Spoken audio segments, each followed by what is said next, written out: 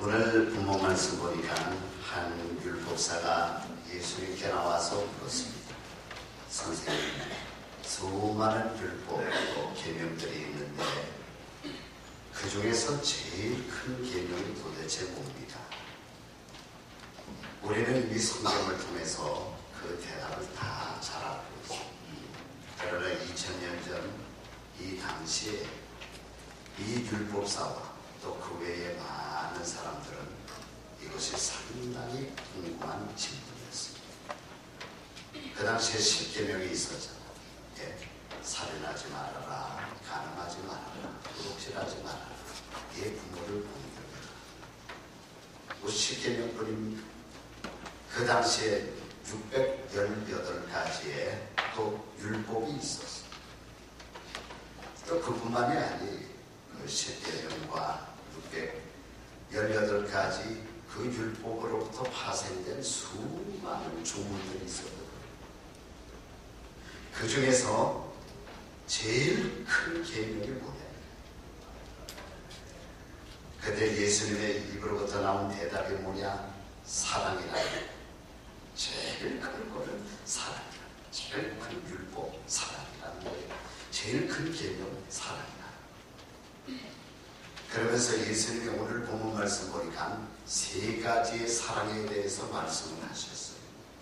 첫 번째는 하나님 사랑이지.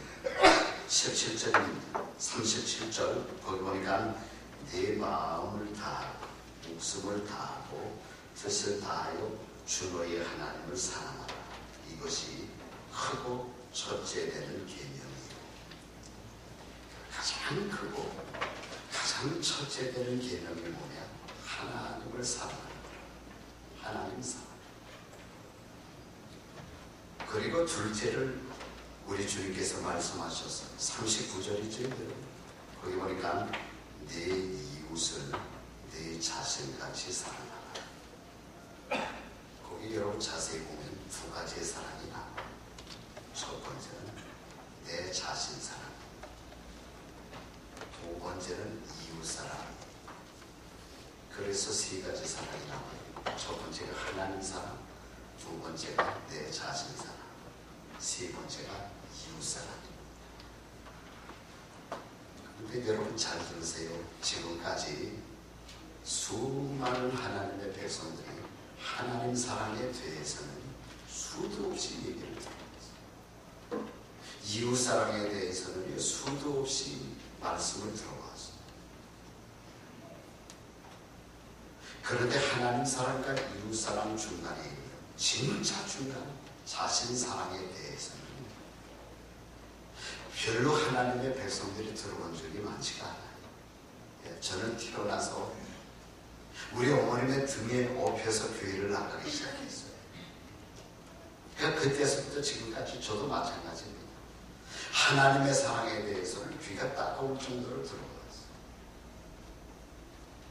이웃 사랑에 대해서도 얘기를 수도 없이 들어왔다니까요. 근데 내 자신 사랑에 대해서는 별로 들어본 적이 없어요. 요 근래 그것도 대략 20년 요 안팎에 그것도 앞장서신 미국 목사님들이 내 자신 사랑에 대해서 설교하기 시작해서 우리가 좀 들어봤죠. 그전에 못 들어봤다니까 여러분. 그런데 중요한 것은 내 자신 사랑이 성경의 내용이라는 거예요. 여러분 이거 중요한 거니까요. 39절 다시 한번 보시기를. 39절 중간 보니까 내 이웃을 내 자신같이 사랑하라. 누구의 말씀입니까? 예수님의 말씀이죠. 거기에 보면 내 자신도 사랑해야 되고 이웃도 사랑해야 돼요. 그렇죠? 우리 예수님의 말씀입니다. 그런데 많은 사람들이 하나님의 사랑은 당연하고 이웃 사랑은 당연하지만 내 자신을 사랑하는 것은 죄악이라고 생각했던 사람들이 많이 있었어요. 왜 그렇습니까? 성경은 깊이 연구하지 않았기 여기에 결정적인 영향을 끼쳤던 말씀이 있어요. 어디입니까? 여러분? 마태복음 10장 38절하고 39절 말씀. 거기 보니까 너는 네 십자가를 지고 나를 따르라. 내 목숨을 얻고자 하면 잃을 것이요 내 목숨을 잃고자 하면 얻을 것입니다. 이 말씀들을 통해서 내 자신을 사랑해서는 안 될 것으로 그렇게 많은 사람들이 어렴풋하게 생각해 왔다니까. 너 자기 십자가를 지는 것과 내 자신을 사랑하는 것은 이것은 완전히 별개의 것이에요. 자기 목숨을 얻고자 하는 것과 내 자신을 사랑하는 것과는 이거는 완전히 별개의 문제입니다. 자, 그렇다면 자신을 사랑하는 거란 뭐냐? 두 가지만 여러분에게 말씀을 드릴게요. 첫 번째로 자기를 끝까지 존중해주고 인정해주는 게 자기 사랑. 그러니까 예수님의 말씀은 이웃을 그렇게 대해주라는 거야. 네 자신을 너희들이 존중해주고 인정해주듯이 다른 이웃도 너희들이 존중해주고 인정해주라는 거예요. 여러분, 이번 한국 월드컵 선수 가운데 최고의 선수가 누구였습니까? 며칠 전에 여러분 한국에 도착한 그 선수들을 위해서 서울시 정 앞에서 대대적인 나라에서 파티를 열어준 적이 있어요. 그 선수들이 다 나왔는데요. 그 중에 최고의 환영을 받은 선수가 누구냐? 누가 뭐라고 그랬대요? 박지성이라고 하는 선수요. 저는 이 박지성에 대해서요. 관련된 글들을 몇 개까지 많이 읽어봤어요. 여러분도 아시죠? 그는 여러분 축구 선수로서는 여러분 치명적인 무슨 발을 갖고 있습니까? 평발을 갖고 있면서 이 평발은 오래 뛰지를 못합니다. 옛날에는 평발은 군대에서 뽑아주지도 않았어요. 또 축구 선수로서는 왜소한 체구를 갖고 있어요. 뭐 텔레비는 176으로 나오지만 제가 그 기록을 보니까 173이고 한국에서 대표적인 선수니까 3cm를 늘렸어요. 그래서 172라고 기록에 나오는데 173.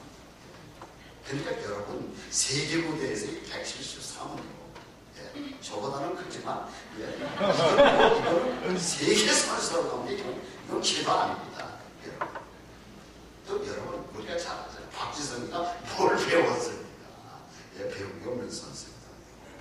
우리 솔직히 한번 얘기해봐요. 그 23명의 그 선수들 가운데 얼굴로 따지면 박지성이가 솔직히 여러분 제일 못생겼잖아. 그런데 여러분 한때 한국 처녀들 가운데 신랑 여러분 후보감 제1위가 누구였느냐? 박지성이었어요. 영화배우가 아니었어요.